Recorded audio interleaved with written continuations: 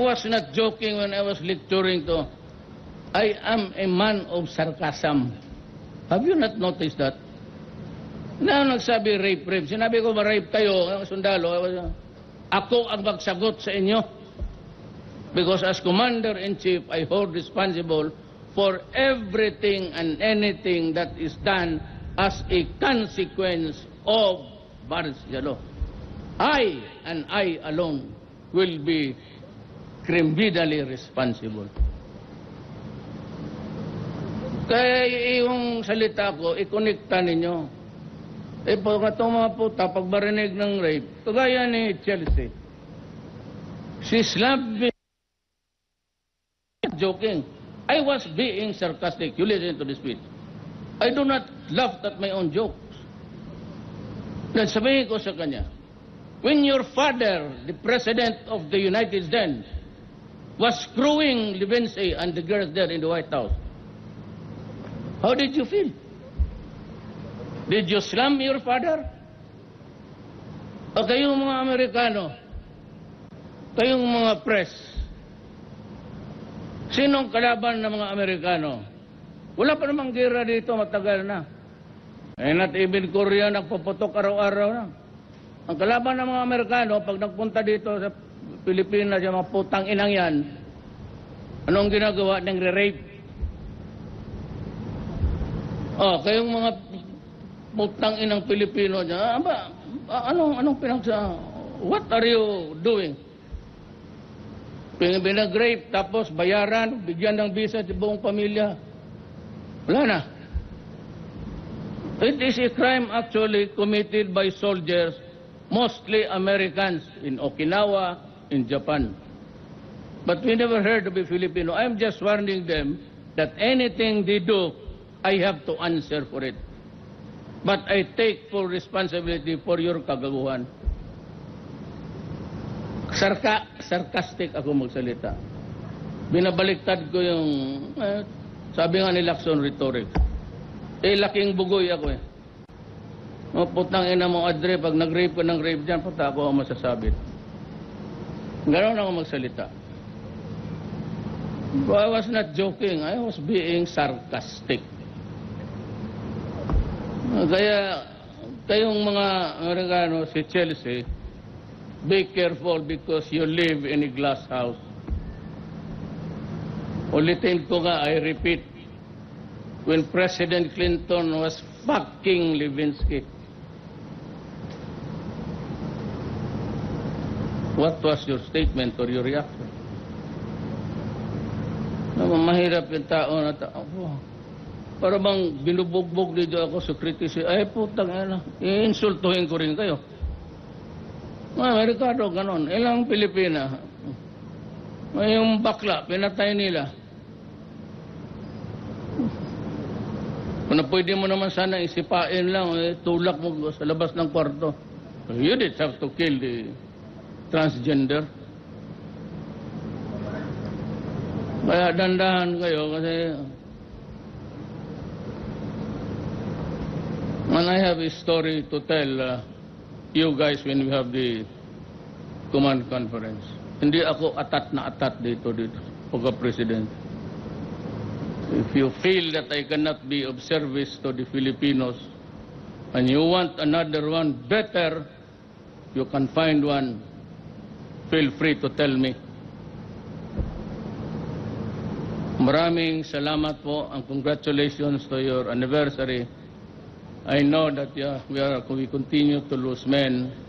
We will just have to bite the bullet and fight for our country because this is the only country that we have.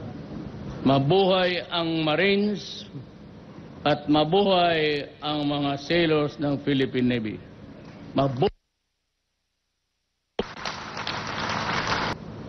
So stop fucking government. Gusto ninyo So if I may just read my speech, may I congratulate the Philippine Navy for your remarkable contributions in strengthening the foundation of our nation, which is very correct. Your efforts to fulfill your mandate to uphold peace and sovereignty in our territorial waters have been remarkable in the past years, and today you have once again reaffirmed your important role as you support the counter-terrorism efforts against the Maote group in Marawi City. Your presence in Mindanao, along with the other members of the Armed Forces of the Philippines, have made our kababayans feel more secure at this most delicate and challenging time.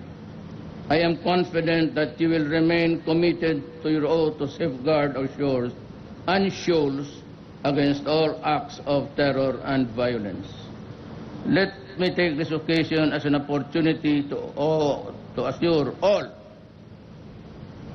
of our support for the institution's initiatives and needs. Since I assumed office in July, various vessels have been added. Ayaw ko kasi hindi yan akin. Bayad yan at na-deliver yan sa hindi ko panahon. More acquisitions of vessels and equipment are also underway to better maritime law enforcement, counter-terrorism, and disaster relief operations. I hope that all of you will be more inspired and empowered by these projects.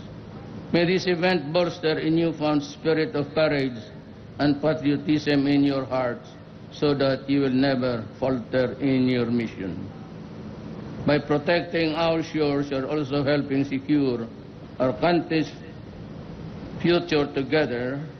Let us continue to serve our beloved homeland with honor, duty, and valor. Now, one last issue. Ito itong mga bobo ng gobyerno ngayon sa arbitral ruling. Nasabi nila, anong ginagawa mo sa arbitral? Well, in the first place, yung Americans, they are here. Sila yung gustong mag-liberate yan. And yet, you have that injunction of seeking a peaceful dialogue and resolving the issue in accordance with international law. The arbitral ruling places the South China Sea in our jurisdiction. But the Chinese has insisted and has made well known their stand that it is theirs, and they will die for it. At ngayon, itong si Carpio, parang gusto niyang lugawin ko that I will pursue the matter, tawagin ko yung mga countries to help us. Alam mo, nandito si Secretary Lorenzana, and also present was Cayetano, was already appointed Foreign Secretary. At yung si Bong ang aide ko. So, we were there in Russia, but we were advised na kinabukasan pa na. I just went a day ahead para matulog to overcome the jet lag. But about 6 hours after my stay, after I landed, na tanggap ko na yung balita sa attack sa Marawi. Kaya, I pleaded that if I could only talk to Putin, President Putin, even for 10 minutes, just to say hello and goodbye and thank you. I received word that he was from another region. You know, Russia is part of its struggles in Europe, and part of it is really in Asia. Yan kalakihan siya, but he was somewhere else.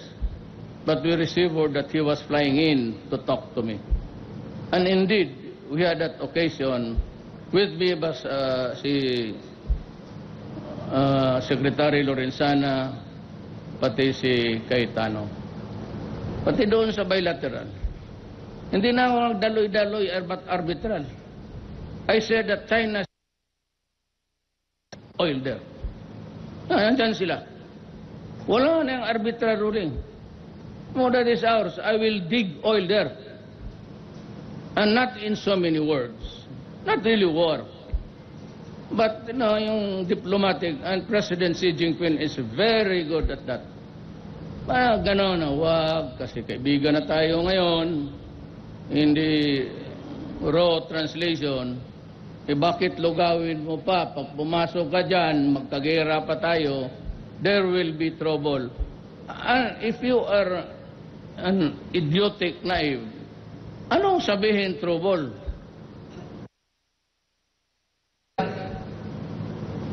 Then,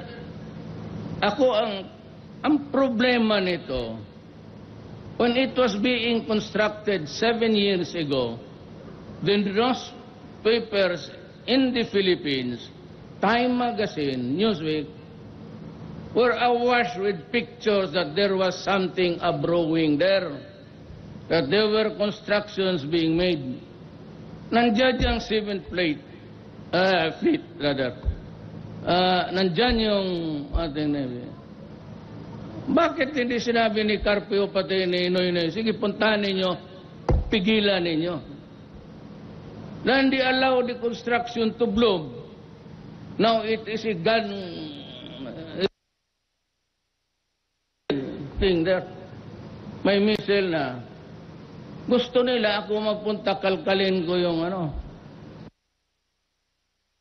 na yung arbitrary atan. Sabi ko, sa JJ Quinn, kaming kanila, I will dig oil there. Sabi niya, no, do not do that. No, sabi ko, it's our. Wala nang padaloy-daloy yung arbitral. Diretso. Kung magawa nila yan, believe na ako. Kaya si Carpio, daldal, putang ina, wala namang ginagawa noon. So gusto niya, punta ko doon sa UN for the enforcement. Ganito yan usapang lalaki yung away. Sabihin ko sa kanya, putang ina mo, umalis ka dyan, akin yan. Sabihin niya, usapang lalaki, putang ina mo, bakit ako alis dito? Amin to. Sabi, umalis ka. Sabi, ayoko. O, anong gusto mo? Ganun